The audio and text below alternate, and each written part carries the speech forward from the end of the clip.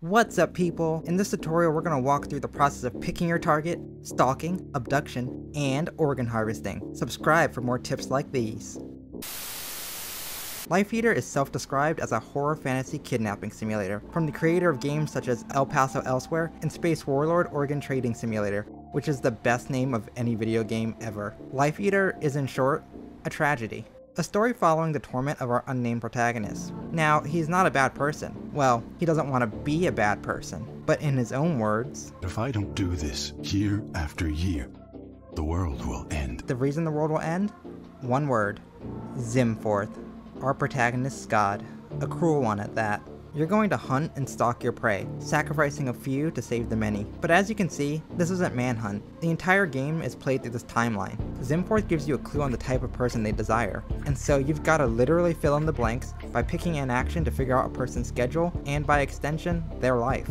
You have a limited amount of time to abduct your targets, so you have to carefully pick which actions you want to do, what days and what slots you want to investigate, but it's not so straightforward as actions can fail, and you have multiple targets to pick from, so there will be cases where you're not entirely sure if who you're abducting is the right person. Now, you're no ghost in this game, as stalking, wouldn't you know, raises suspicion. Suspicion can be lowered by waiting out for a few hours, but this drains your clock, which means you aren't getting more info. However, these different actions also provide a gameplay benefit, allowing you a certain number of tokens to collect information without raising suspicion. But sometimes you just might not be able to get all the info you need. This can lead to a slight panic to find another hole in their schedule, and once you do, you better remember as much as you can about these victims, because you got a flower to care for, and this flower demands near perfection.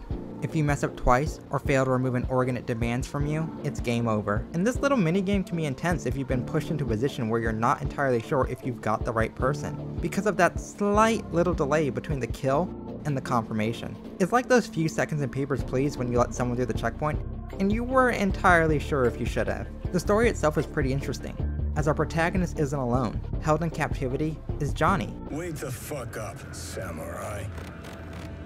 We have a city to burn.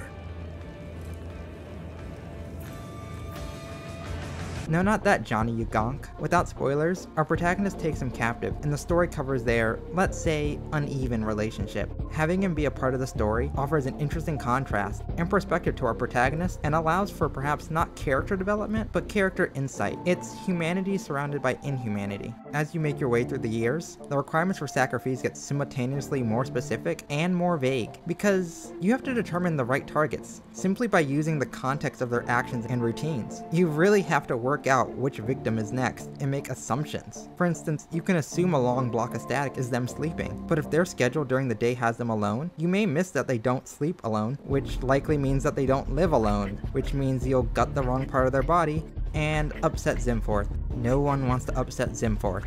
You'll never have all the information, but you have to make educated guesses and hold true to your decisions. Life Eater is a dark, intriguing, and cosmic horror game, which ironically has you digging deep into individuals' personal lives. Yet, watching through a timeline dehumanizes them. But the narrative doesn't gloss away from the horror of the sins you commit in the name of your god. And if you want to keep committing these horrors, well, you're in luck, as there's an endless mode. So you can stalk and kidnap till you get sick. Games like these don't come around often, so if Life Eater catches your eye, check it out on Steam, and hopefully other platforms as well in the future.